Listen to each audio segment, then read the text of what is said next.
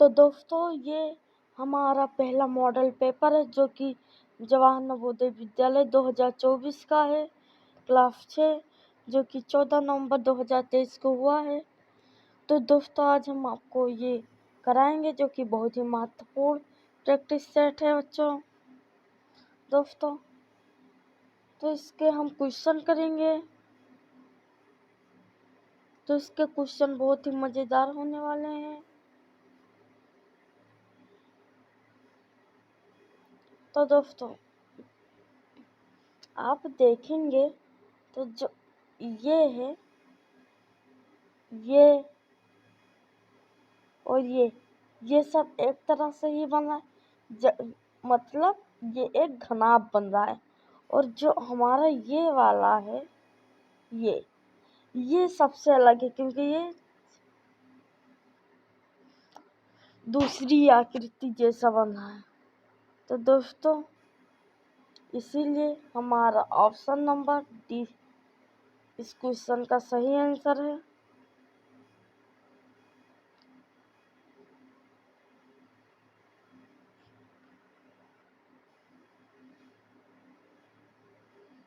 तो हमारा answer option D होगा।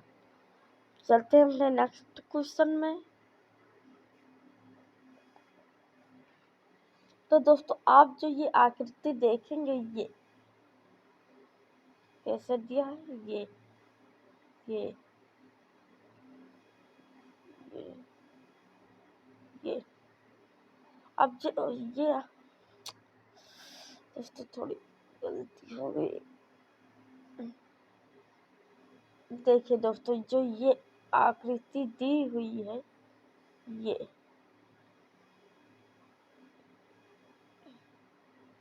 तो आप क्या देखेंगे जो ये आकृति बन रही है, अगर इसे हम इधर घुमाएंगे तो ये ऑप्शन नंबर डी आकृति बनेगी। और अगर हम इसे और थोड़ा घुमा देंगे, जैसे हम इसे उस तरफ घुमा देंगे तो दोस्तों ये आकृति इस तरह की बन जाएगी। और अब तो ये हमारी सारी आकृतियाँ सेम हैं। क्या है? सेम। तो इसीलिए हमारा आंसर ऑप्शन नंबर बी हो गया। समझे? अब हम अगला सवाल क्या करेंगे,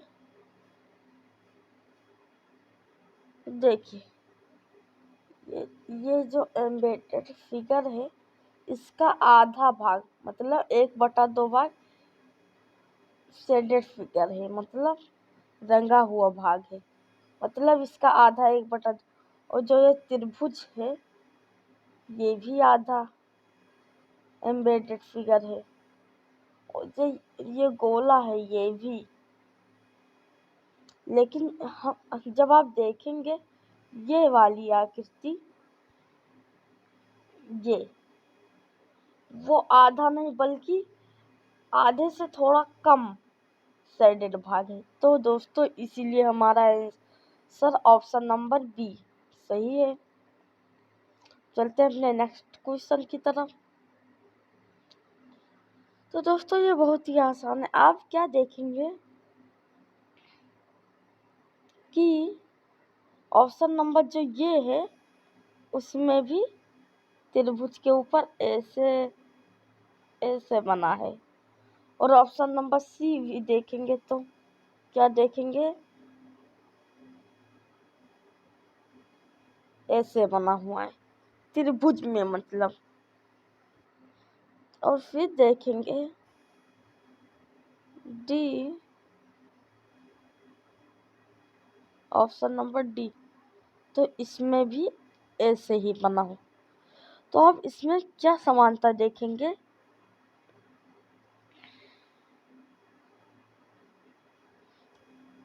कि जो ए, सी और डी आकृति है, तीनों में त्रिभुज है, लेकिन जो ऑप्शन नंबर बी है इसमें गोला है। तो दोस्तों यही हमारा आंसर हो गया। चलते हैं अपने नेक्स्ट क्वेश्चन की तरफ।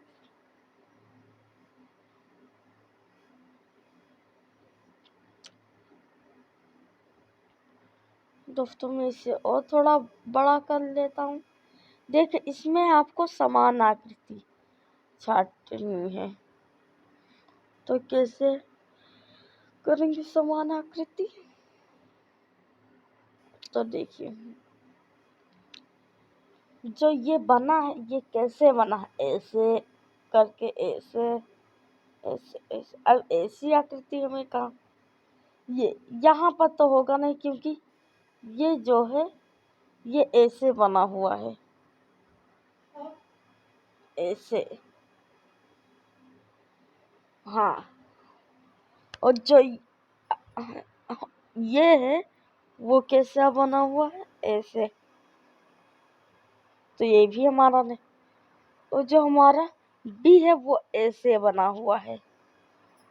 तो हमारा कौन सा ऑप्शन बचा? Option number C. तो हमारा ऑप्शन नंबर सी क्या है? सही।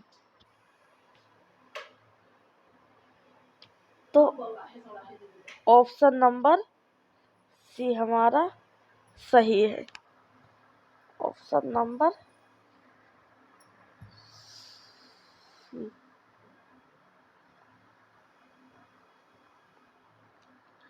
चलते हैं अपने नेक्स्ट क्वेश्चन की तरफ। तो दोस्तों इसमें क्या है, हम आकृति बना देते हैं। तो इसमें एक क्या पूछ रहा है, गोला है और यहाँ पर ऐसे दिया हुआ है, और फिर ऐसे करके, ऐसे ऐसे ऐसे करके ऐसे दिया हुआ है, और फिर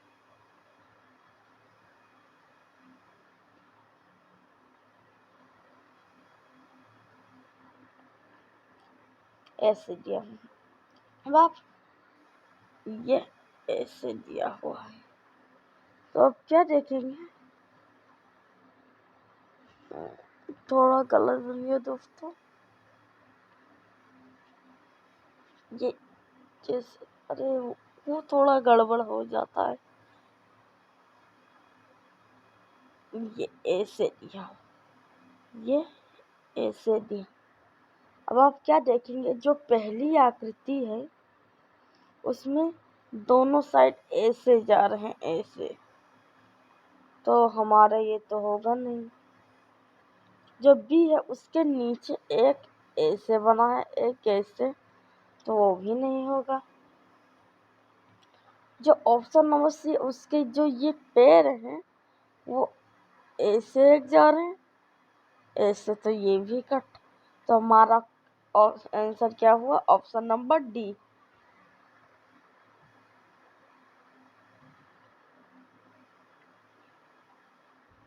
चलते हैं अपने नेक्स्ट क्वेश्चन की तरफ। तो दोस्तों ये बहुत ही सरल क्वेश्चन, इसमें आपको क्या देखना है, देखिए ये होगा नहीं क्योंकि ये मिलेगा नहीं, ये भी नहीं, और आपको इन दोनों में कंफ्यूजन है। तो देखिए जो ये बीच का ये है, ये ऐसे बना हुआ है, इसमें बहुत ही बड़ा हो जाए, जबकि इसमें बहुत छोटा है। तो हमारा आंसर क्या होगा?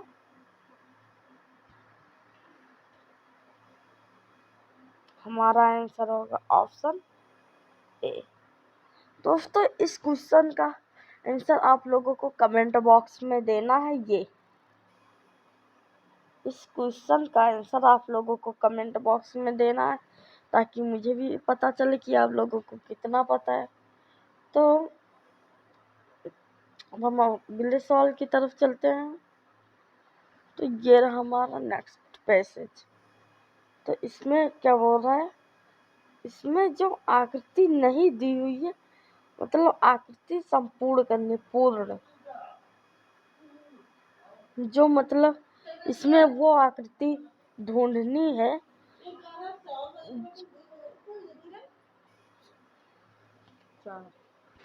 जो कि इसमें सही तरह से लग जाए। तो देखिए क्या करेंगे।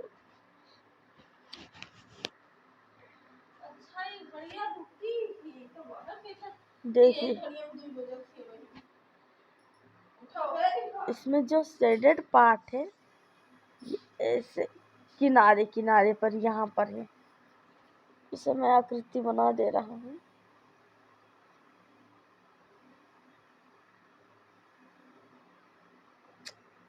थोड़ा गड़बड़ हो गया।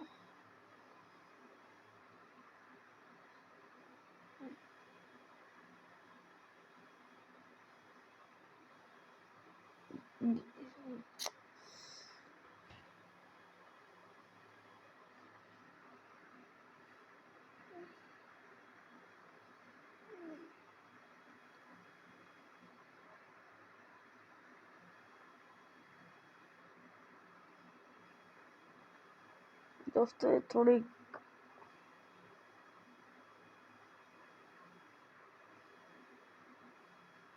जैसे यहाँ पर शेडेड है, ये यहाँ पर ऐसे ऐसे और यहाँ पर ऐसे शेडेड है। तो हमारा आंसर इसमें क्या होगा, जो अगली आकृति होगी वो इस तरह से होगी। तो यहाँ पर जो ये शेडेड भाग है ये नीचे की तरफ है दोस्तों, तो ये भी गलत। ये ऊपर की तरफ है, ये भी गलत। हाँ, अगर इसमें आकृति नहीं होगी तो हम उसे कर सकते हैं।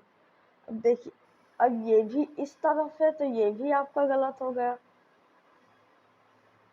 अब हमारा क्या बचा, ऑप्शन नंबर ए, इसका इस साइड में है, इस साइड में। तो हमारा ऑप्शन नंबर ए सही हो गया।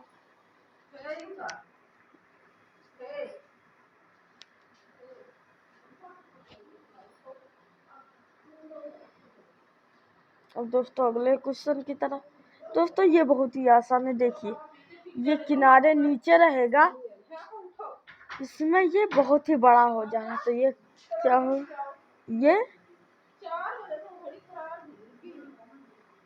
ये गलत। ये भी नहीं होगा क्योंकि ये इस तरफ जाएगा, ये भी नहीं। तो हमारा क्या बचा, ऑप्शन नंबर ए सही हो गया।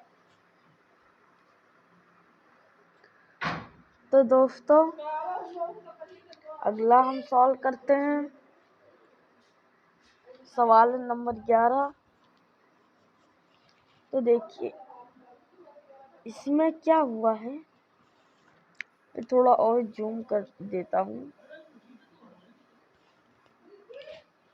इसमें देखिए इधर जो आकृति है वही इधर है, तो और इधर इसी तरह जो इधर आकृति है वो इधर होगी। तो इधर किस तरह की आकृति, ऐसे है, फिर ऐसे, फिर ऐसे। तो ये आकृति कहाँ पे आपको दिख रही है, ये देखिए ऑप्शन नंबर डी में हमें ये आकृति देखने को मिल रही है। तो अब अगला देखिए दोस्तों, ये बहुत ही आसान क्वेश्चन है। इसमें क्या है, ऐसे कैसे एक ऐसे। अब अगली वाली ऐसे मतलब ये ऑप्शन नंबर ए सही हो गया। चलते हैं अपने नेक्स्ट क्वेश्चन पे दोस्तों।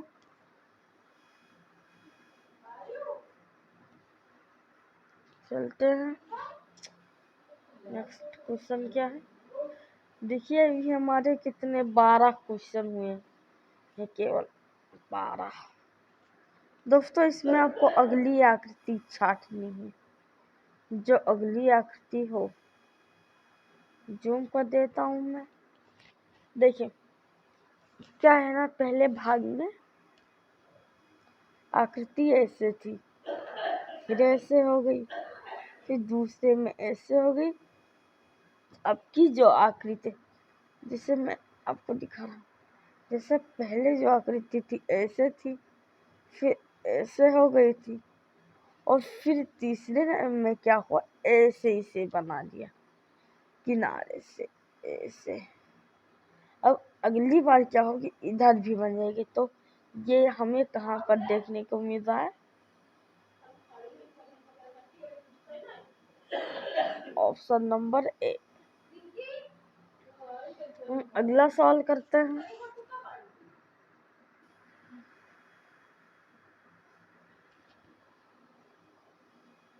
एक क्रॉस यहाँ पर पहले ऐसे दिया हुआ है, अब फिर यहाँ पर, अब अगली बार क्या हुआ, यहाँ पर एक और दे दिया है और यहाँ पर जो है ऐसे बना दिया। अब फिर इसके आगे क्या हुआ, अगली बार फिर यहाँ पर एक बना दिया और इसमें यहाँ पर एक लाइन पार दी, खींच दी। अब अगले में क्या होगा, यहाँ पर एक लाइन खींच दी जाएगी और यहाँ पर ऐसे होगा। तो हमारा इसमें कहाँ दिख रहा है, देखिए ये होगा नहीं क्योंकि इसमें पूरा त्रिभुज बन रहा, ये भी नहीं क्योंकि इसके नीचे ऐसे नहीं और ये भी नहीं। तो हमारा आंसर ऑप्शन नंबर बी।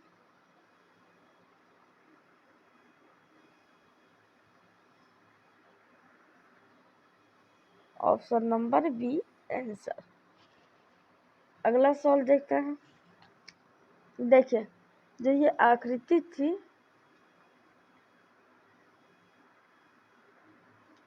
इधर शेडेड भाग था, फिर इधर आ गई, पहले इधर थी फिर इधर।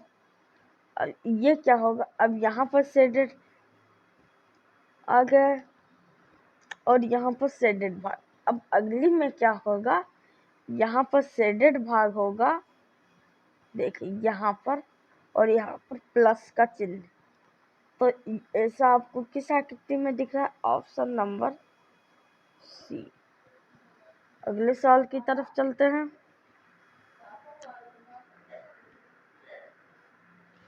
तो देखिए अगला सवाल हमारा क्या होगा, देखिए ये पहले ऐसे था, फिर ऐसे, फिर ऐसे होगा,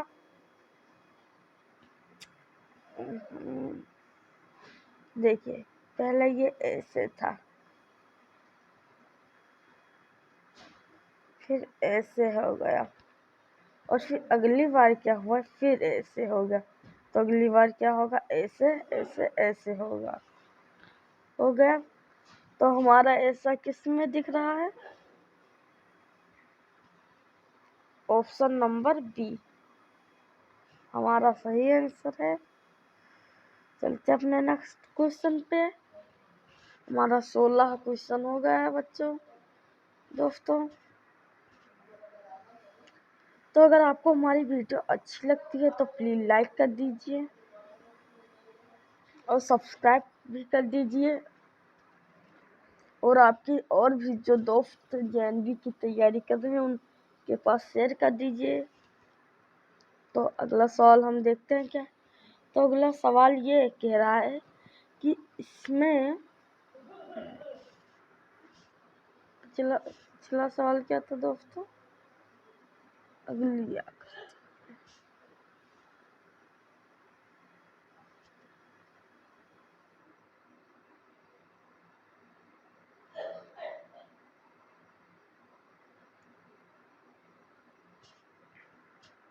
तो दोस्तों ये संबंध वाली आकृति है, जैसे संबंध, जैसे आपको बताएगा कि जैसे ऐसे, जैसे मैं इसका आपको थोड़ा ऐसे पहले था, फिर ऐसे हो गया, मतलब इधर 45 अंश घूम, फिर ऐसे है तो कैसे होगा, मतलब उसी तरह से ये पूछता है। तो मैं इसे आपको करा देता हूँ। ये बहुत ही आसान है बच्चों, लेकिन मैं अगर आपको नहीं पता है तो मैं आपको बता देता हूँ।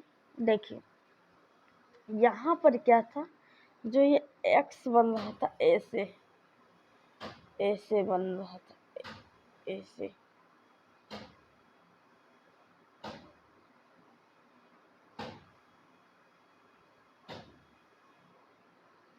देखिए क्या हुआ, जो ये किनारे वाला भाग है ये सारा कलर कर दिया।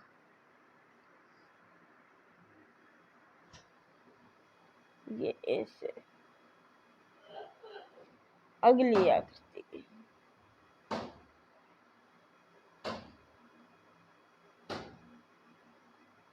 लेकिन फिर क्या हुआ, जो ये बीच का है, ये बीच का, इसे वैसा का वैसा ही रहने दिया। फिर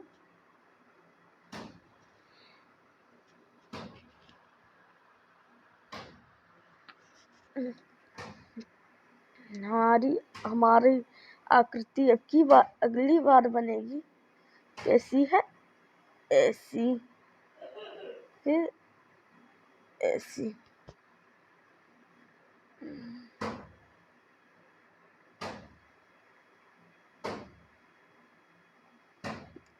यहाँ पर ये भाग शेडेड है।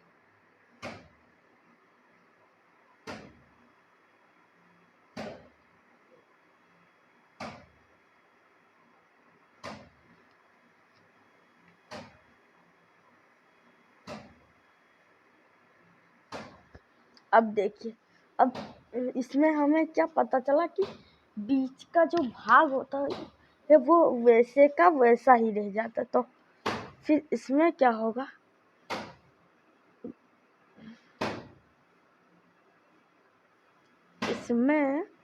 इसमें भी वैसा ही करेंगे। जो ये बीच वाला भाग है उसे वैसा ही कर देंगे, बाकी सारा पेंट कर देंगे। जो ये लाइन है, तो यहाँ पर हमारा पूरा भाग शेडेड हो गया। तो हमारा आंसर क्या है, option number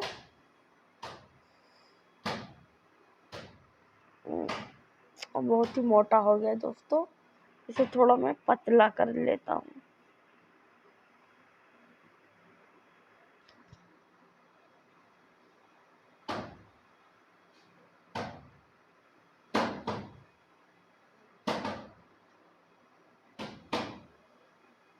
option number B.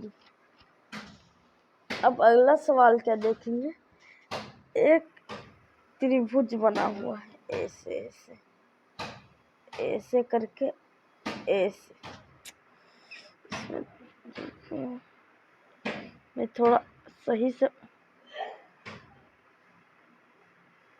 दोस्तों, मैं इसे थोड़ा सही से बना देता हूँ, क्योंकि देखिए ये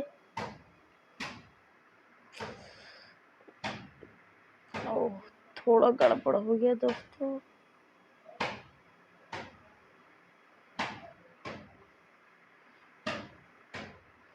मैं इसे सही कर देता हूँ।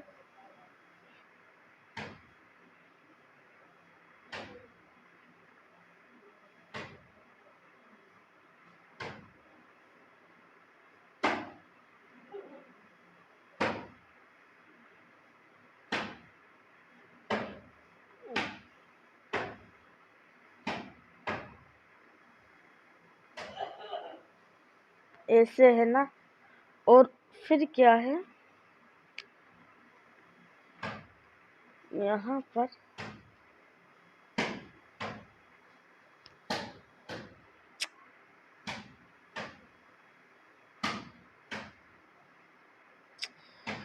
थोड़ा गड़बड़,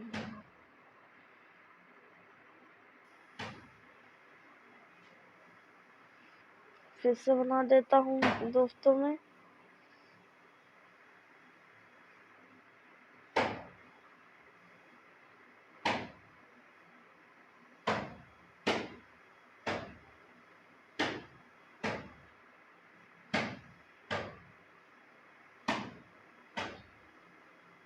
ये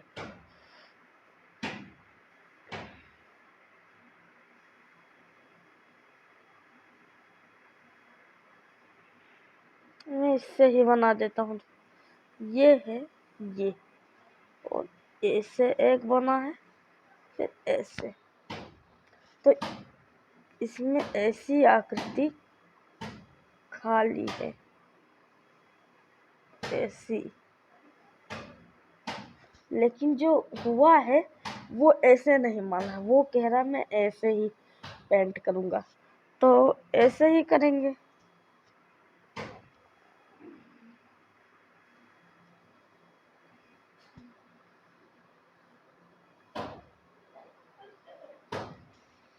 तो देखिए जो अगली वाली आकृति है ऐसे करके, वो कैसी, ऐसी है, ये वाला भाग शेडेड है और ये वाला, तो ये भी इस तरह से जब बन रही है तो इसमें भी क्या होगा, ये, हाँ, हमारा ऑप्शन नंबर बी, क्योंकि यहाँ पर सीधे सीधे केवल लाइन ये मांग रहा है ना, तो हमारा यही आंसर होगा।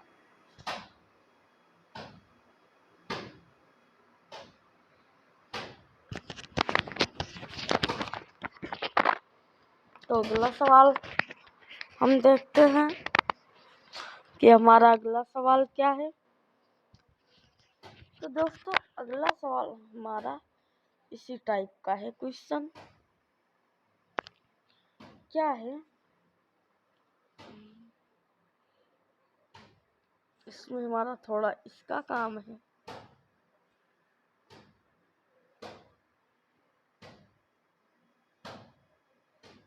ये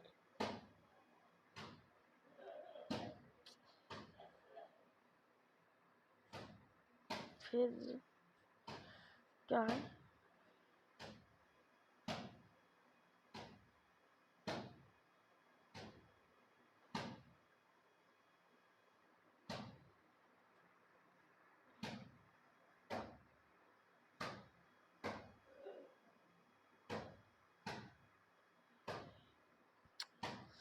इससे दोस्तों नहीं बना है, मैं पेंसिल से ही बना देता हूँ, परेशान होने की कोई ज़रूरत नहीं है। ऐसे है, यहाँ पर ऐसे है, ऐसा है, फिर इस सही से दोस्तों ये बन नहीं रहा है, लेकिन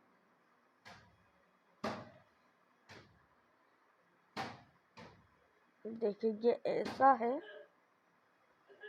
ऐसा, फिर ऐसा हो गया, और नीचे क्या है, ऐसा, फिर जो ये आकृति है ये इधर चली जाती है और ये इधर, और जब ये इधर जाती है तो ये डबल हो जाती है और इधर ये आकर एक हो जाती है। तो उसी तरह जब ये पंचभुज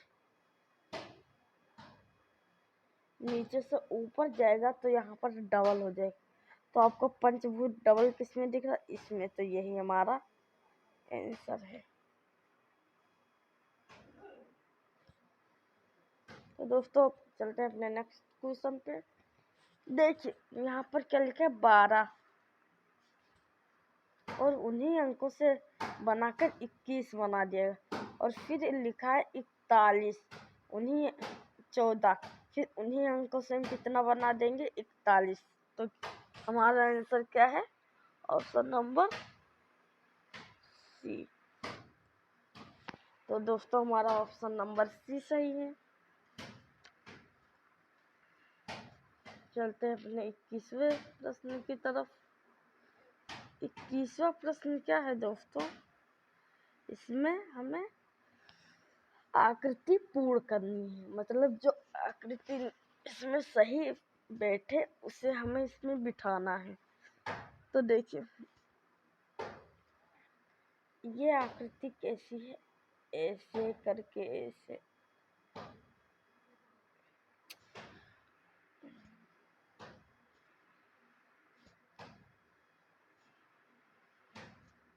देखिए पहले तो ये आकृति ऐसी गई है, फिर ऐसे करके, ऐसे, ऐसे करके, ऐसे। अब इसमें हम जब ऐसे ऐसे करेंगे तो हमें कौन सी आकृति मिलेगी, देखिए हमें फिर ऐसी आकृति मिलेगी,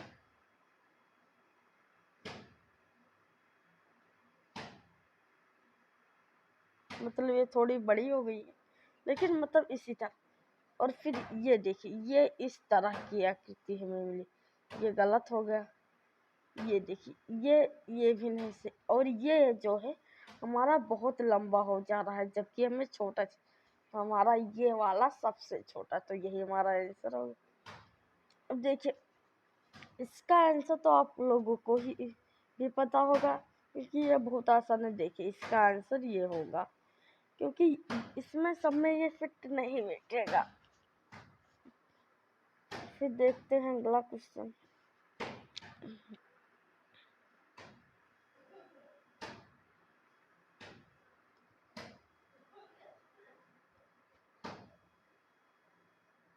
देखिए,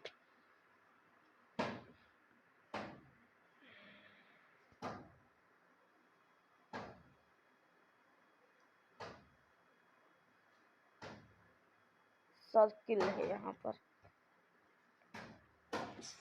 क्या है? सर्किल। और अब यहाँ पर ऐसे दिया हुआ, ऐसे ऐसे ऐसे ऐसे ऐसे ऐसे, मतलब एक भाग इसी तरह दिया हुआ है। अब मैं हाथ से ही बना, दोस्तों ये सही से बना,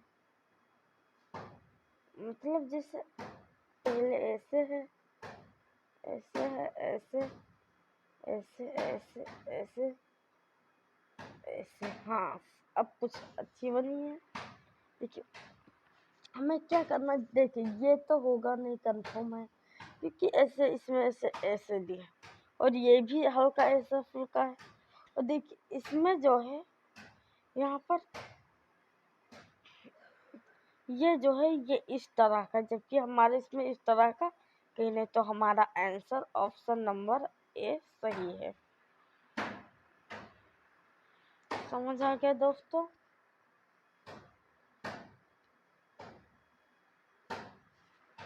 अगले क्वेश्चन की तरफ हम चलते हैं। अगला क्वेश्चन हमारा क्या है? देखिए दोस्तों, इस तरह, तो यहाँ पर कैसे ये बनेगी आकृति, देखते हैं।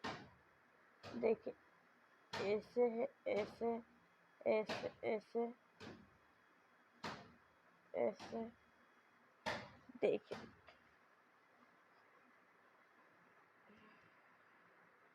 जो हमें आकृति मिल रही है वो ऑप्शन नंबर ए में है।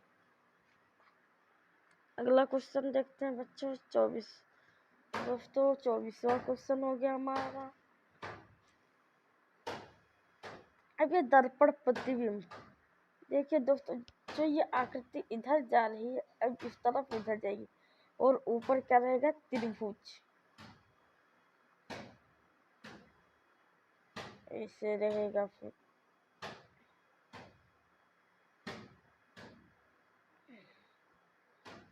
और ऐसा आपको किस में दिख रहा है? Option number D. देखिए दोस्तों, जो ये प्लस है ये इस तरफ है, और फिर जब आएगा तो इस तरफ आ जाएगा, तो इस तरफ प्लस किसमें? ऑप्शन नंबर बी में दिख रहा है।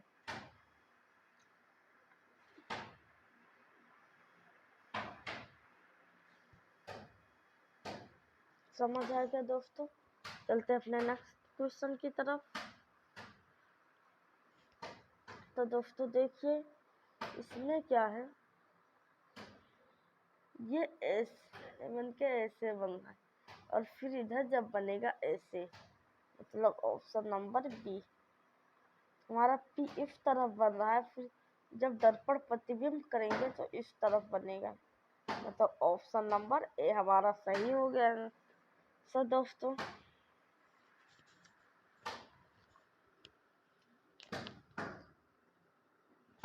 देखिए दोस्तों, ये किस तरह बन रहा है, ऐसे करके ऐसे, फिर ऐसे करके ऐसे।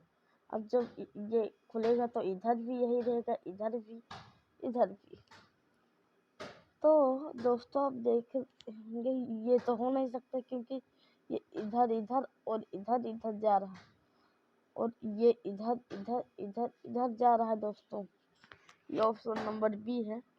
हमारा ऑप्शन नंबर सी बिल्कुल सही है।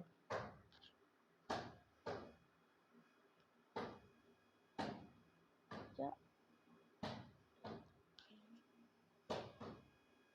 ऑप्शन नंबर सी।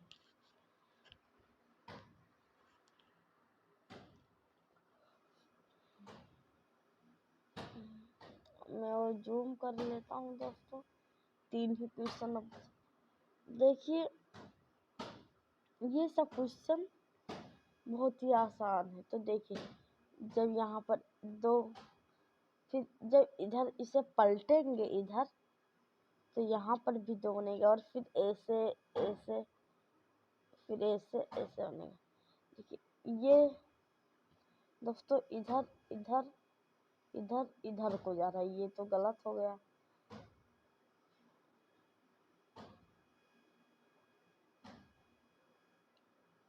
और मैंने आपको बताया कि ये लाइन इधर इधर इधर इधर होनी चाहिए, लेकिन ये लाइन इधर जा रही है, इधर जा रही है, इधर इधर इसमें।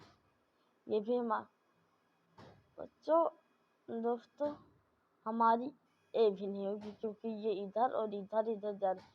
हमारा ऑप्शन नंबर बी बिल्कुल सही है।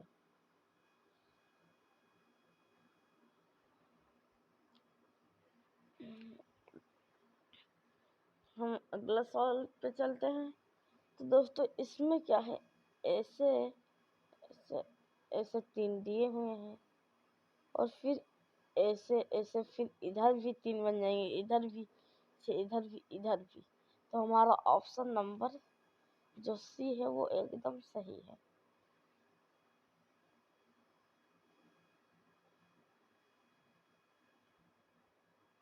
अगले क्वेश्चन की तरफ चलते हैं दोस्तों। अगला क्वेश्चन क्या है हमारा, ऐसे है,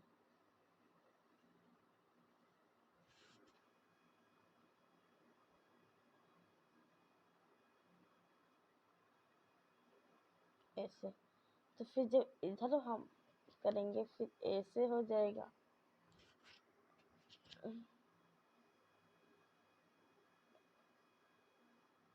ऐसे, फिर ऐसे बन जाएगा, ऐसे। तो हमारा ऑप्शन नंबर डी सही है। क्या ऑप्शन नंबर डी। चलते हैं अपने नेक्स्ट क्वेश्चन पे। 33 क्वेश्चन नंबर 33। देखिए दोस्तों इसको आकृति को जोड़ना है। तो अगर हम इसे जोड़ेंगे, देखिए ये एक डिब्बा है, फिर त्रिभुज को ऐसे जोड़ेंगे, और फिर जो ये है इसे ऐसे जोड़ेंगे। तो हमारा क्या बनेगा, देखिए इसमें तो 4 दिख रही हैं, इसमें भी 4, इसमें 2 ही। तो हमारा आंसर ऑप्शन नंबर डी।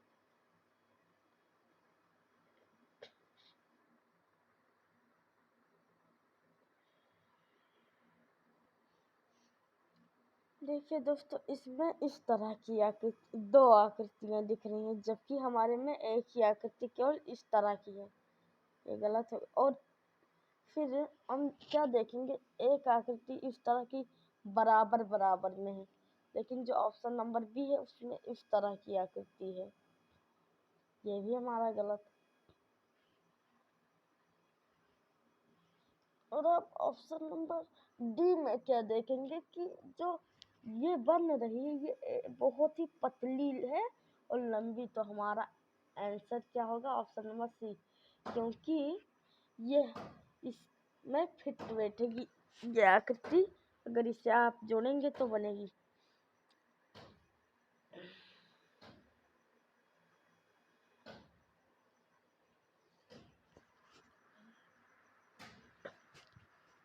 और दोस्तों अब ये क्या करेंगे, देखिए इसमें तो ये बनेगा नहीं, देखिए इसमें फिट नहीं। हमारा सीधे सीधे ऑप्शन नंबर ए इसमें दिख रहा है। चलते हैं अपने अगले प्रश्न पे। देखिए इसमें छिपी हुई आकृति निकाल। तो देखिए जो ये आकृति है ऐसे, देखिए इसमें तो होगा नहीं क्योंकि ये बगल में ऐसे नहीं है, ये भी नहीं होगा।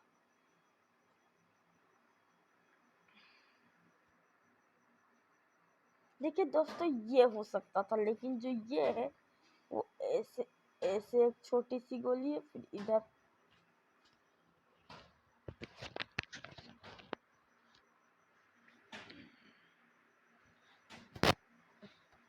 भाई साहब बहुत ही लंबी लाइन खींच गई है। देखिए ये है, ऐसे है, फिर ऐसे करके फिर ऐसे होना, इसीलिए ये नहीं होगा। फिर हमारा ऑप्शन नंबर डी, हाँ इसमें बन रही है हमारी आकृति।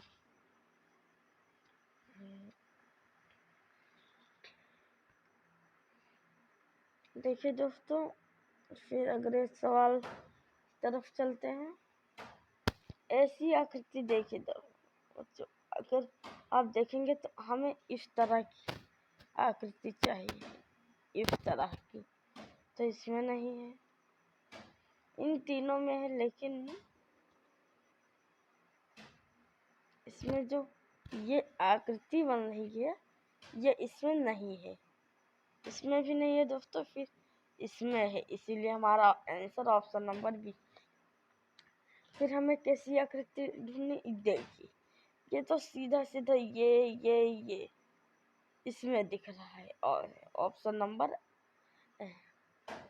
देखिए दोस्तों ये इसमें सीधे सीधे ही दिख रहा है, कुछ करने की जरूरत नहीं है। चलते अपने अगले प्रश्न पे। 15, प्रश्न नंबर 15।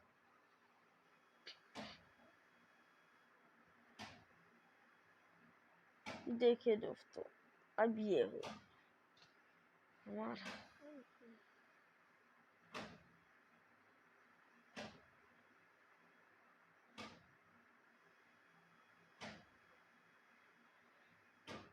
दोस्तों, ये सवाल बहुत ही अच्छा है, इसे मैं आप लोगों को करा दे रहा हूँ।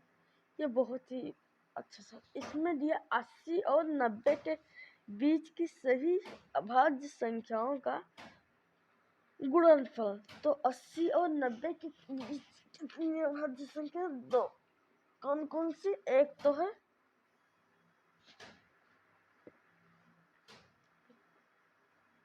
83 और दूसरा है 89।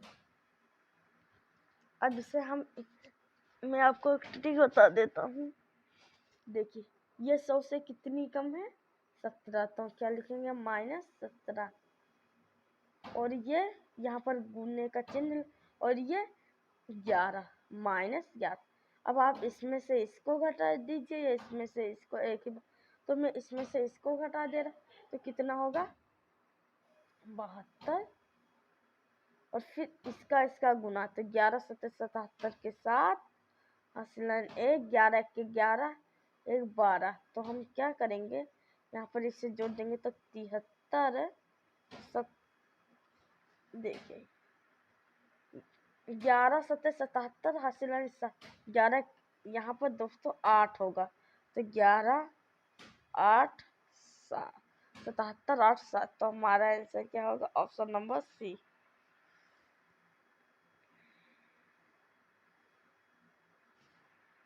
तो दोस्तों अगले क्वेश्चन की तरफ, यहाँ पर जब सब करेंगे तो 15 17/3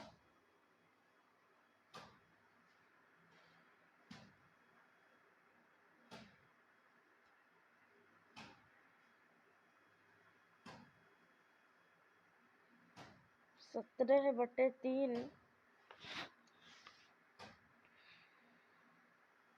17/6 -37/12। एल्शियम लेंगे 12, 3 चौके 7 68, 68 में से माइनस करेंगे कितना? 7 दूना 34, 37 + 34, 7 4 11 के 1, 3 3 6 1 7। अब यहाँ पर कितना? 3/12, माइनस में 3 1 के 3, तो हमारा आंसर क्या होगा? -1/12।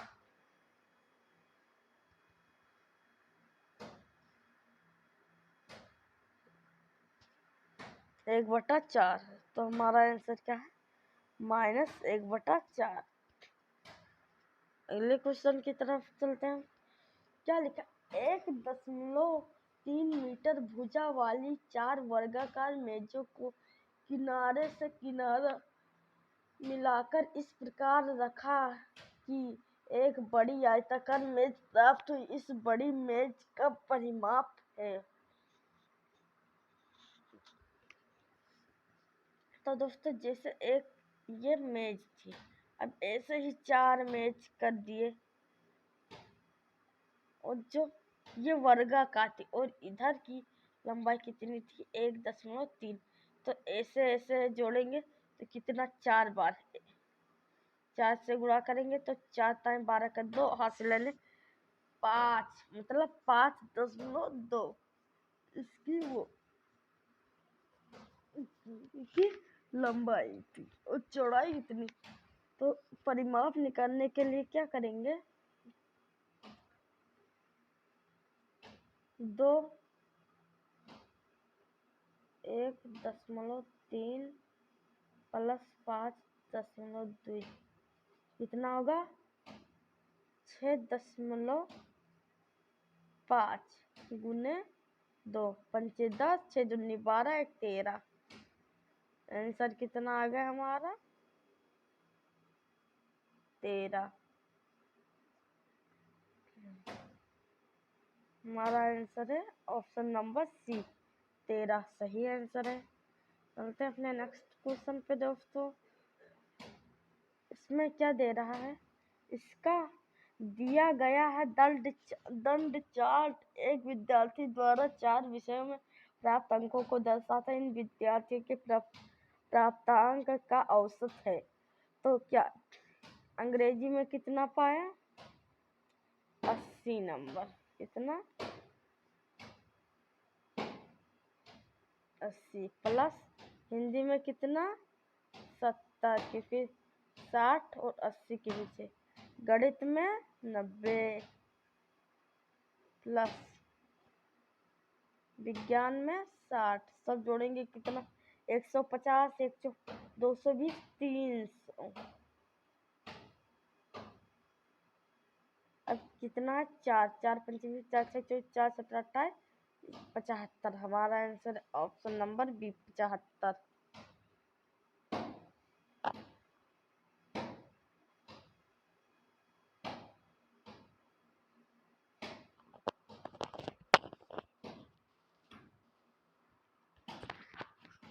तो दोस्तों, हमारा आंसर है option number B, 74।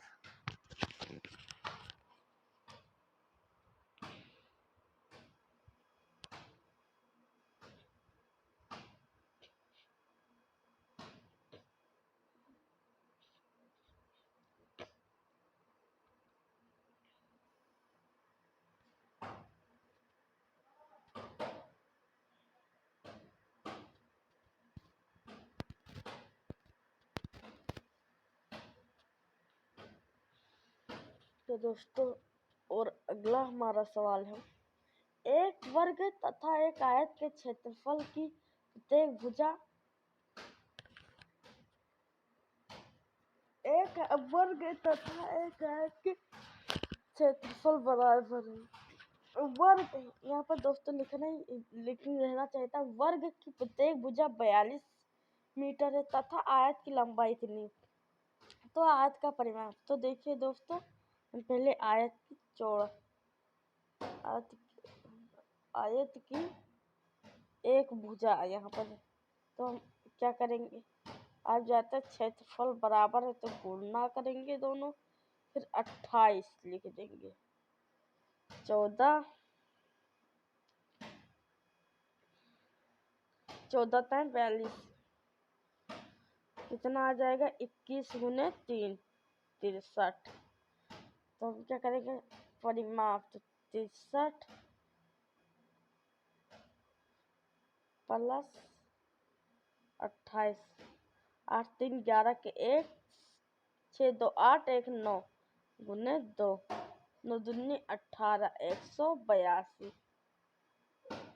Answer option number D. हमारा आंसर। दोस्तों प्रतिवर्ती कोण का माप किसे कहते हैं? तो दोस्तों 180 से अधिक परंतु 270 से कम जो होता है उसे प्रतिवर्ती कोण कहते हैं। क्या कहते हैं? प्रतिवर्ती कोण। ये अब हमारा अगला है संख्या 7/13 को 25/26 में से घटाने पर प्राप्त होता है। तो देखिए आइए घटा के देख लेते हैं। 25/26 माइनस 7 एलसीएम लिया 26, 25 माइनस 14, 6 5 11/26 क्या है? ये हमारा आंसर ऑप्शन नंबर ए 11/26। चलिए अगला सवाल अपना देखते हैं।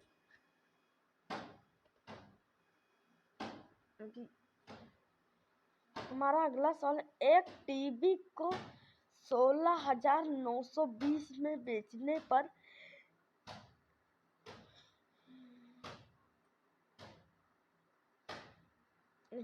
पर एक, यहाँ पर दोस्तों कुछ मिटा हुआ है, लिखा है एक व्यक्ति, समझ लीजिए व्यक्ति को 1080 की हानि होती है। इस टीवी को कितने में बेचें कि 1080 का लाभ हो? तो दोस्तों अगर हमें 1080 के हानि पर बेचा है और उतना लाभ चाहते तो क्या करेंगे? जैसे हमें पहले क्रय मूल्य निकालना होगा, तो कितना क्रय मूल्य हमारा निकलेगा? कैसे? 16,920। अगर इसमें हम हानि जोड़ देंगे तो क्रय मूल्य निकल आएगा, और फिर क्रय मूल्य में जब हम लाभ जोड़ेंगे मतलब 1080, तो विक्रय मूल्य लाभ पर निकल आएगा। तो 8 दूनी 16, 2 18 के 8, हासिलाइन 1, 9 1 10 के 0, हासिलाइन 1, 16 2 18, 1 19,080, 18 दूना 36, 360।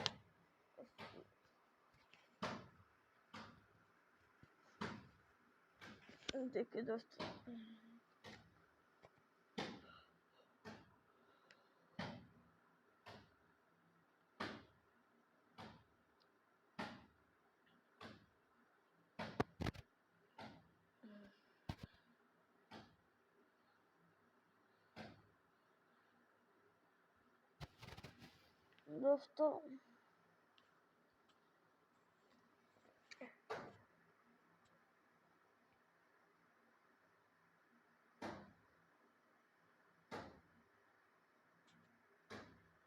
दोस्तों हमारा आंसर हो गया ऑप्शन नंबर बी 19,080।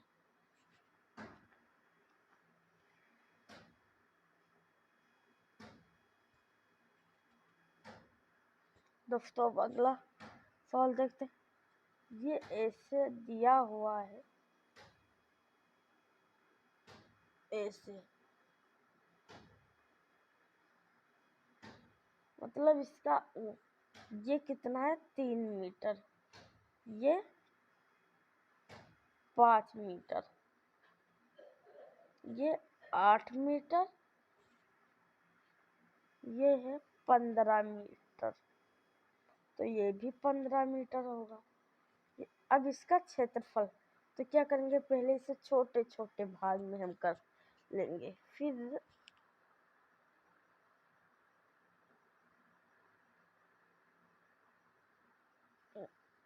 जब ये 5 मीटर है तो ये भी 5 मीटर होगा, तो 5 मीटर। और आपको तो पता है आयत का क्षेत्रफल बराबर लंबाई गुणे चौड़ाई, तो कितना करेंगे? 5 गुने 3 बराबर 15, और इसका कितना करेंगे 5 गुने 8 बराबर 40। जब 40 करेंगे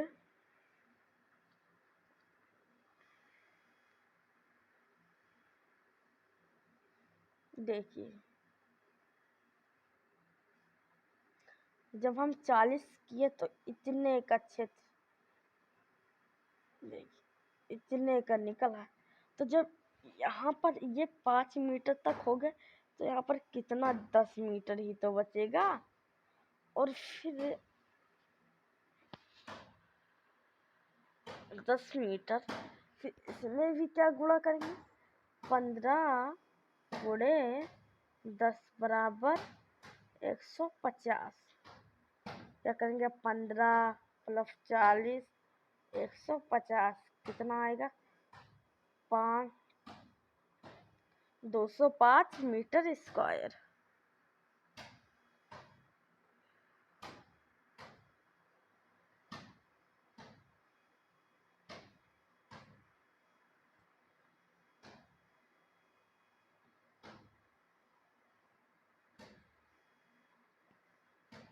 दोस्तों इसे मैं साफ कर देता हूँ पहले।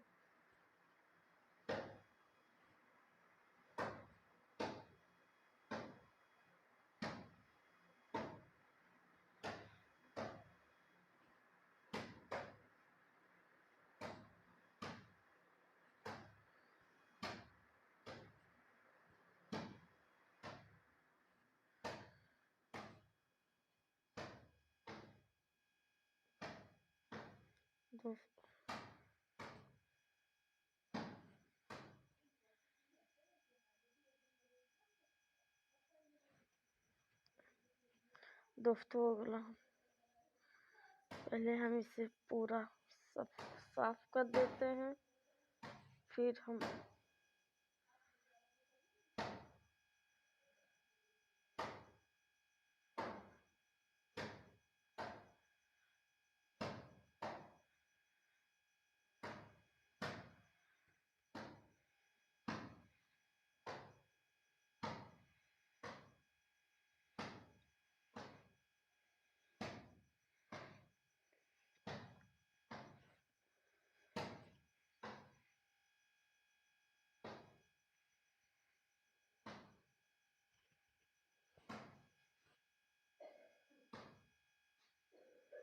तो दोस्तों हमारा ये आंसर कितना हो गया है 205 वर्ग सेमी। तो दोस्तों अपने अगले प्रश्न के ऊपर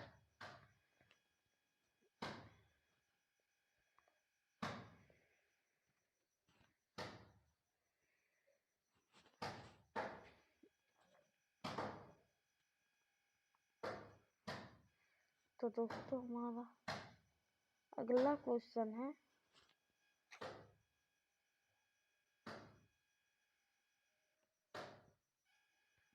देखते हैं।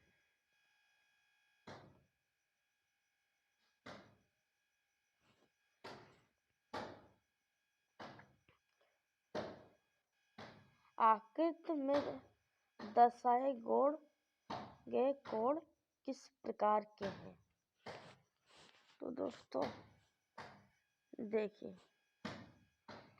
जो ये 90 डिग्री से ज़्यादा का कोण है तो जो 90 डिग्री से ज़्यादा का कोण होता है और 180 से कम उसे हम क्या कहते हैं अधिक कोण। क्या बोलते हैं अधिक कोण। तो हमारा आंसर हो जाएगा ऑफ। जूम कर देते हैं दोस्तों ताकि हमें आपको कोई दिक्कत ना हो। तो क्या कहते हैं उसे अधिक कोण। अब देखिए दोस्तों इसे हमें दशमलव में करना है तो इससे क्या करेंगे 5.000। जब 77 को 10 से भाग देंगे तो कितना आएगा 7.7।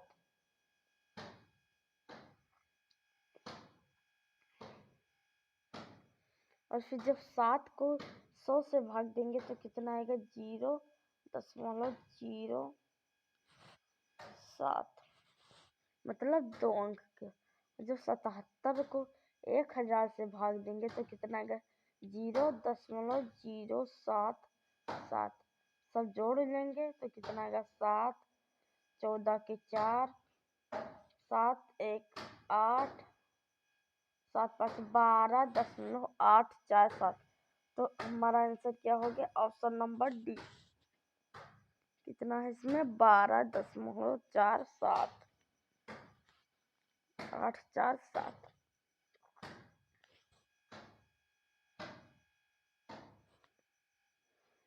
अगला सवाल है 1/6 कितने 1/6 के मिलाने से 41 सही 2/3 बनता है?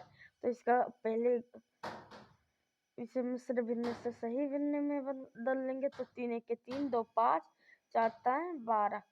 अब इसे हम करने के लिए हमें 1/6 से भाग करना पड़ेगा, तो इसका उल्टा कर देंगे 6/1 से गुणा। तो 3 2 नीचे मतलब 250 1/6 जब मिलेंगे तो 41 सही 2/3 बनेगा।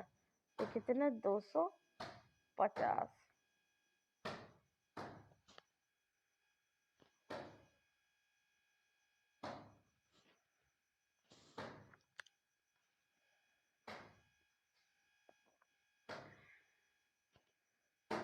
तो दोस्तों अगले सवाल की तरफ। 7 अंकों की बड़ी से बड़ी संख्या मतलब 7 अंकों की बड़ी 9 9 9 4 5 6 7। 8 अंकों की छोटी से छोटी संख्या का योगफल है तो 1 2 3 4 5 6 7 8 9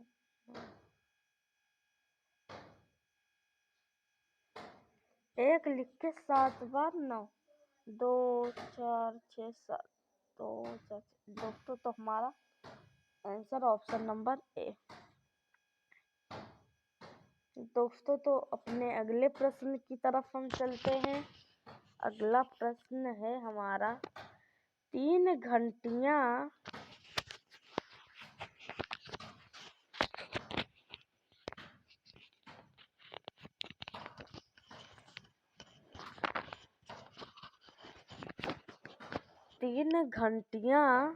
क्रमशः 9, 12, 15 मिनट के अंतराल पर बजती हैं। यदि वे प्रातः 8 बजे एक साथ बजे तो फिर दोबारा एक साथ बजेंगे। इसका कुछ नहीं करना, एलसीएम 9 12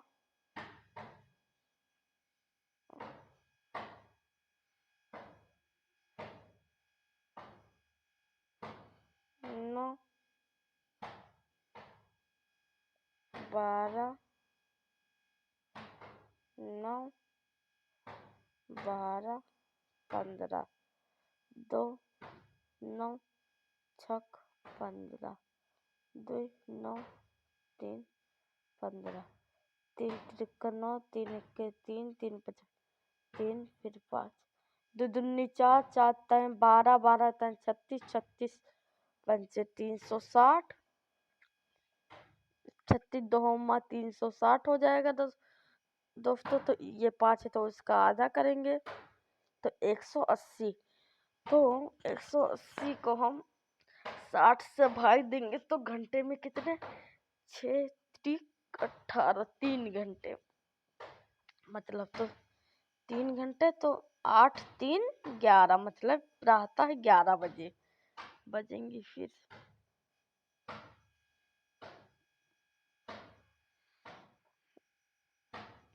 फिर अगला सवाल है दोस्तों, देखते हैं क्या है हमारा सबसे छोटी विषम अभाज्य संख्या मतलब सबसे छोटी विषम अभाज्य संख्या। अभाज्य संख्या तो 2 है लेकिन विषम कितनी है? 3।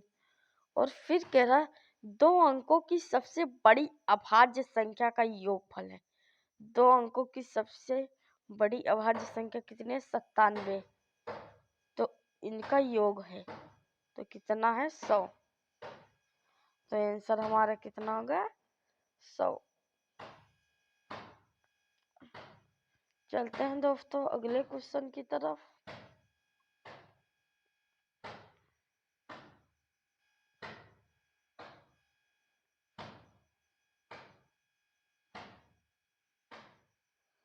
निम्नलिखित में से कौन सा सही है? देखिए दोस्तों इसमें क्या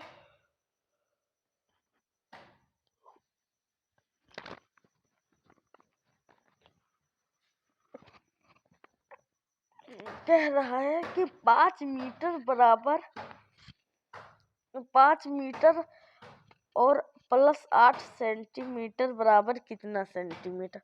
तो metre, kilometre, hectometre, decametre, metre, decimetre, centimetre कितने से गुणा करेंगे?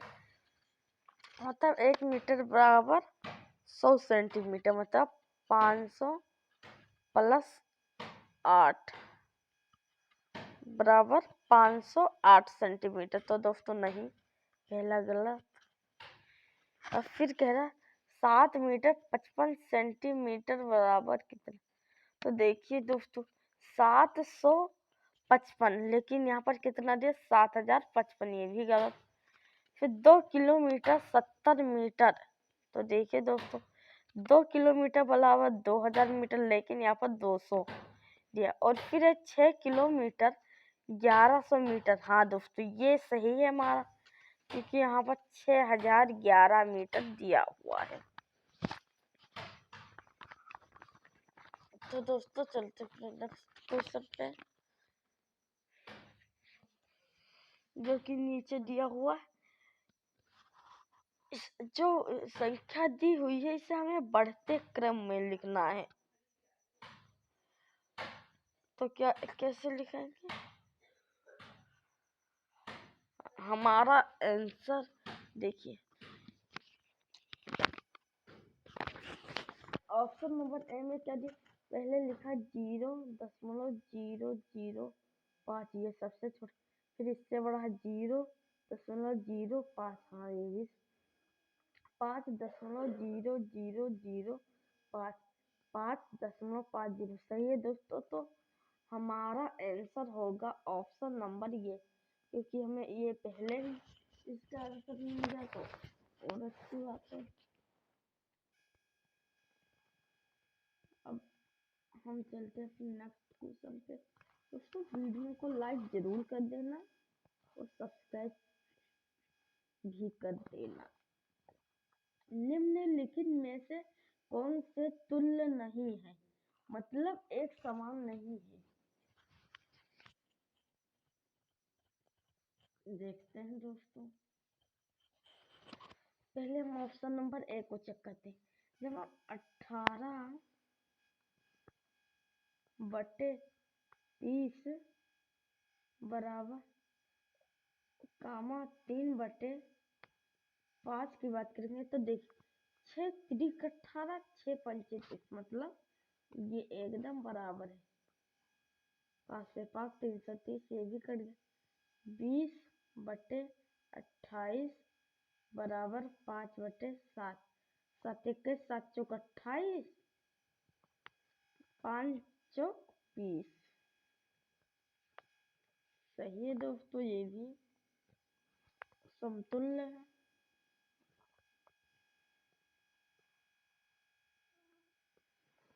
ऑप्शन नंबर, हाँ दोस्तों ऑप्शन नंबर सी जो है वो क्या है?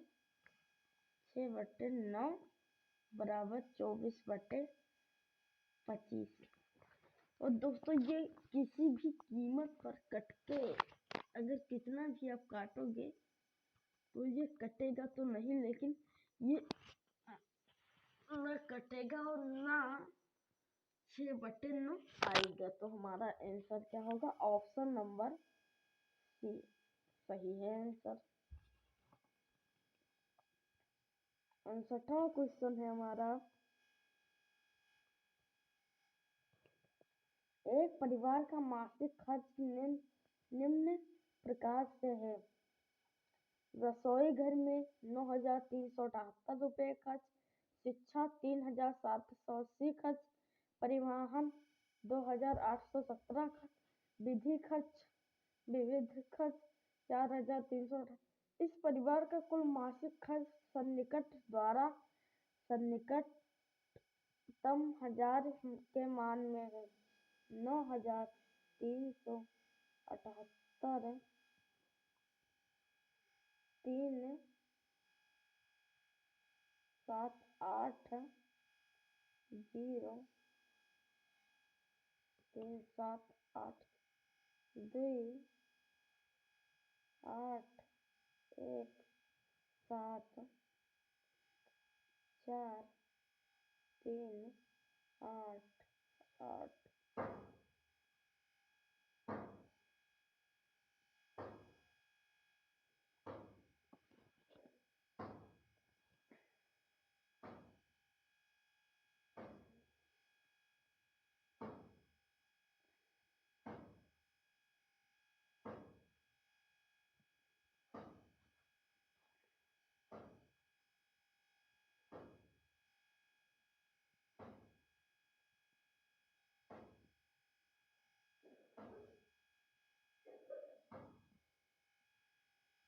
तो दोस्तों, हमने ये जोड़ा जब सब तो 20,360 आता है। और आपको बता दूं कि अगर सन्निकट मान आपको 1,000 में पता करना, तो अगर 400 से ऊपर है, जैसे 500, 400 नहीं होना, 400 से अगर 500 से अगर ऊपर है तो उसमें हम 1,000 500 मतलब 1,000 बढ़ा देंगे उसे घटा के। और अगर कम है तो उसे कम कर देंगे 1,000। जैसे इसमें 2,063 था, अगर इसमें 51,510 होता तो हम इसे 1,000 कर देते, और कम है इसीलिए हम 20,000 कर दिए, कम कर दिए।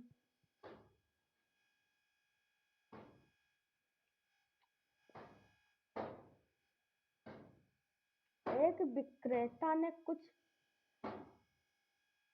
नींबू मतलब 7 रुपए के 5 नींबू के भाव से खरीदे, और 3.5 रुपए के 2 नींबू, मतलब वो 7 रुपए में 5 नींबू खरीदता है। और जब 3.5 में 2 बेचता है तो 7 में कितना बेचेगा? 4।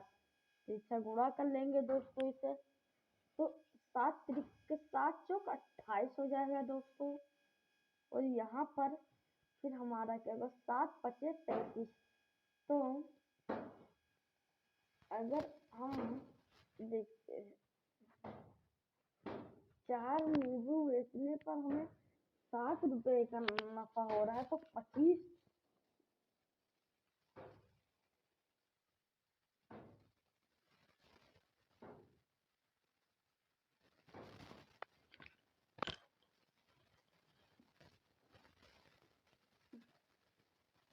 इसे दोस्तों मैं आपको बता देता हूँ।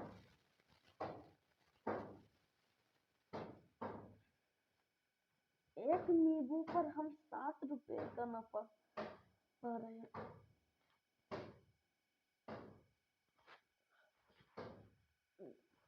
2800। दोस्तों मैं इसे थोड़ा गड़बड़ हो गया, फिर से लगाता हूँ। जैसे हमें 100 नींबू तक, तो 5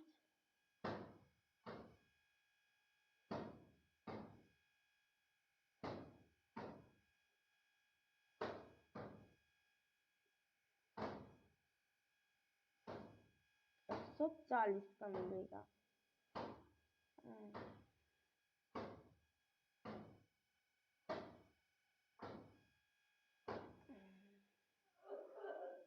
50।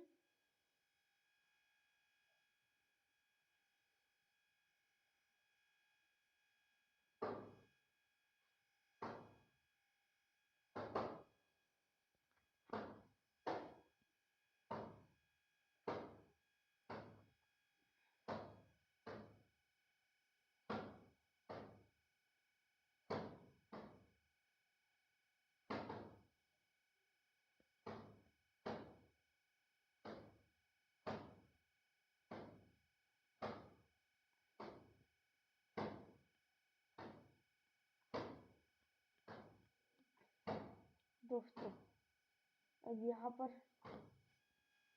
देखेंगे इस 3.5 रुपए को बराबर, तो मतलब जब इसे 7 रुपए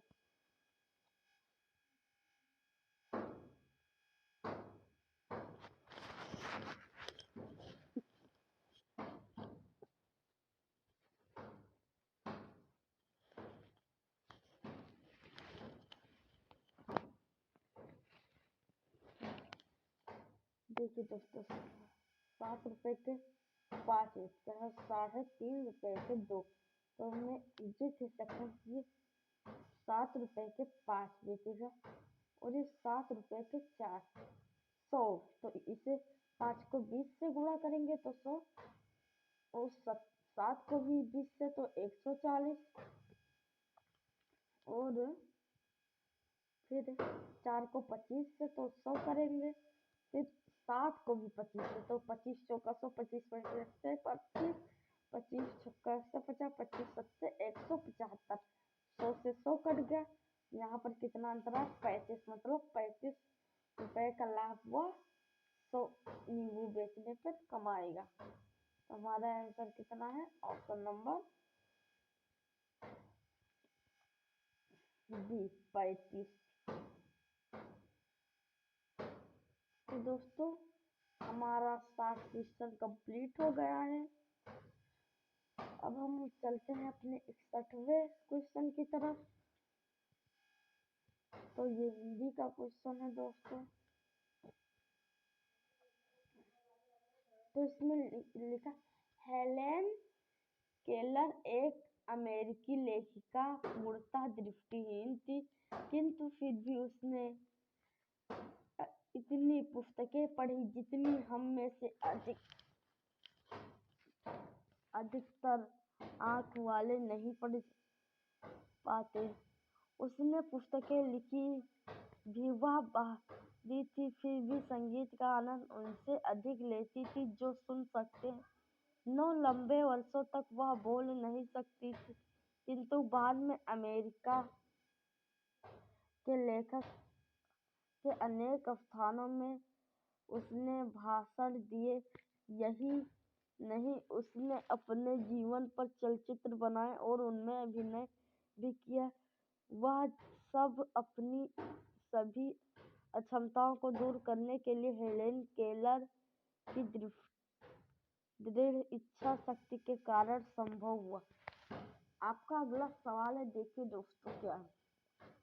61वां सवाल है, हेलेन केलर देख नहीं सकती थी क्योंकि वह थी।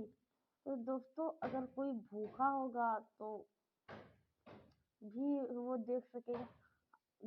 हाँ, अगर कोई दृष्टिहीन होगा, मतलब दृष्टिहीन मतलब आंखें जिसकी नहीं होंगी वह नहीं देख पाएगा। तो हमारा आंसर होगा ऑप्शन डी। फिर हमारा अगला 62वां सवाल है, बहरी होते हुए भी वह डांट डांट का आनंद लेती थी, मतलब कला, विज्ञान, नृत्य। दोस्तों, यहाँ पर लिखा है कि बहरी होते हुए भी वह संगीत का आनंद लेती थी। किसका? संगीत का। तो हमारा आंसर ऑप्शन नंबर सी, संगीत। फिर हमारा अगला सवाल है 63। लेखक उस व्यक्ति को कहा जाता है जो शासन करता है, चलचित्र को बनाता है, चलचित्रों में काम करता, पुस्तकें लिखता है, जो पुस्तकें लिखता है उसे क्या कहते हैं? लेखक। हमारा अगला सवाल है, हेलेन ने डांट डांट के बारे में कुछ चलचित्रों का निर्माण किया। आपका ऑप्शन, अमेरिकियों के जीवन, दृष्टिहीन के जीवन, अपने जीवन, मानव। तो किसके जीवन? देखिए यहाँ पर लिखा है, उसने अपने जीवन पर चलचित्र बनाए और उनमें अभिनय भी किया। मतलब उसने अपने जीवन, किससे? अपने जीवन।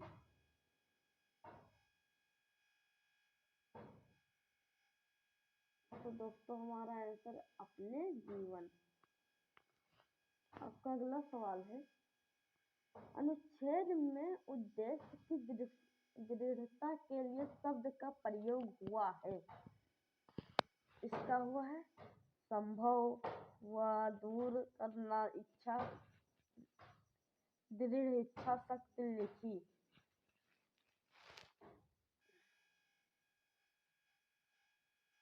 यहाँ पर लिखा है हेलेन केलर की दृढ़ इच्छा शक्ति के कारण संभव हुआ। तो दृढ़ता किसे कहते हैं, मतलब उद्देश्य की दृढ़ता, जिस दृढ़ इच्छा की शक्ति हो आपके अंदर, तो इसका आंसर क्या है, दृढ़ इच्छा शक्ति। चलते हैं सवाल की तरफ। ईमानदारी का तात्पर्य सत्यता, इसका अर्थ है हर प्रकार के बुरे उद्देश्यों से मुक्ति। ईमानदारी का आशय है स्वच्छ और निष्कपट होना, न केवल दूसरों के प्रति अपने व्यवहार में बल्कि अपने प्रति भी ईमानदारी होना। जब कोई व्यक्ति अपने चरित्र और व्यवहार से स्वच्छ और निष्कपट होता तो हम कहते हैं कि वह ईमानदार व्यक्ति का सब सम्मान करते हैं। समाज में उसकी स्थिति सम्मानजनक होती है। ईमानदारी का महान गुण है जो सदा लाभकारी होता है। किसी को भी सच्चाई की अनदेखी नहीं करनी चाहिए। तो इसी पैसे से हमारा सवाल है, ईमानदारी का अर्थ क्या है। देखिए ऊपर, बुराई, उदासी, सच्चाई या फलदायी। तो ईमानदारी का मतलब वही तो होता कि जैसे कोई कुछ सच बोले, सच्चाई, तो क्या होगा, सच्चाई। अगला सवाल है दोस्तों, ईमानदारी का तात्पर्य हर प्रकार के डाट उद्देश्यों से मुक्ति, सकारात्मक से मुक्ति या अच्छे से उद्देश्य से मुक्ति या महान उद्देश्य से या बुरे। तो बुरे उद्देश्यों से मुक्ति पाना, क्या, बुरे उद्देश्य से मुक्ति। अगला सवाल है हमारा, ईमानदार व्यक्ति के प्रति सब लोग सदा डांट का भाव रखते, घृणा, सम्मान, अवहेलना, अपमान। तो किसका लोग सदा भाव रखते हैं, सम्मान का। कैसा रखते हैं, सम्मान का। ईमानदार शब्द का विपरीतार्थक है। ईमानदार का विपरीतार्थक नकली, स्पष्ट, खुला या बेईमान। तो ईमानदारी का जो विपरीतार्थक है वो क्या है, बेईमान। आपका अगला सवाल है, निष्कपट शब्द है तो क्या है, विशेषण। अगला प्रश्न हम पढ़ते हैं दोस्तों। तो क्या, गौरव और सफलता प्राप्त करने के लिए दृढ़ संकल्प होना चाहिए। कठिन और सख्त प्रयास से मनुष्य बहुत चीजें प्राप्त कर सकता है। प्रत्येक व्यक्ति भिन्न और अद्वितीय होता है। उसके पास विशेष गुण छिपे हुए होते हैं। इन क्षमताओं का उपयोग जीवन में प्रसिद्धि और सफलता प्राप्त करने में किया जाना चाहिए। व्यक्ति को अपनी क्षमताओं का अनुभव कर उनका उचित उपयोग करना चाहिए। दृढ़ इच्छा शक्ति अथवा अटल संकल्प सफलता की कुंजी है। सबके प्रति सहनशीलता, साहस और सबसे ऊपर उद्देश्य प्राप्त करने की दृढ़ इच्छा शक्ति अवश्य होनी चाहिए। अब इसका अगला सवाल है, मनुष्य के पास डाट प्राप्त करने का संकल्प होना चाहिए। तो मनुष्य के पास क्या, सफलता प्राप्त करने के लिए। आंसर क्या है, ऑप्शन नंबर सी, सफलता। डाट सफलता की कुंजी है।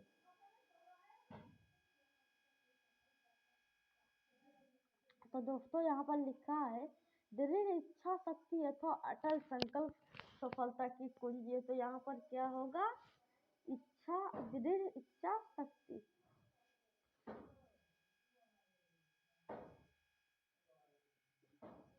अब हमारा अगला सवाल, प्रसिद्धि पाने के लिए डांट का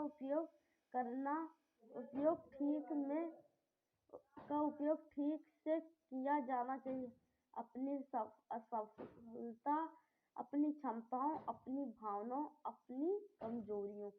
तो इसमें क्या होगा, अपनी क्षमताओं का प्रयोग किया जाना चाहिए। आपका अगला सवाल है, विशेष का विपरीतार्थक है साधारण, प्रिय, विशिष्ट, शौकिन। विशेष मतलब बहुत खास और साधारण मतलब सामान्य। तो हमारा आंसर है ऑप्शन नंबर ए, साधारण। छिपे से तात्पर्य है छिपे, जो मतलब दिखाई न दे। तो यहाँ पर क्या होगा, दिखाई ना देने वाला या प्राप्त या अस्पष्ट। हाँ, ऑप्शन नंबर बी, ना दिखाई देने वाला। तो दोस्तों हमारा लास्ट पेज बचा हुआ है। तो क्या, भारत ने अनेक महान वैज्ञानिकों को जन्म दिया और जगदीश चंद्र बोस उनमें से एक थे।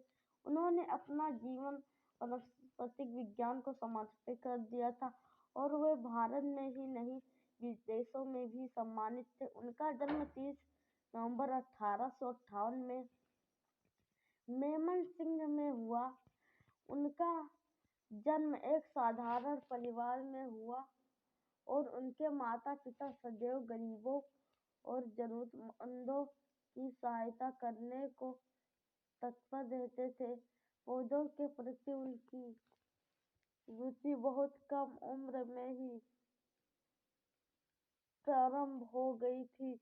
उन्होंने किसानों और खेतों में अपना बहुत सा समय बिताया। बचपन में ही उन्हें प्रयोग करना और प्रकृति के नियमों को समझना अच्छा लगता था।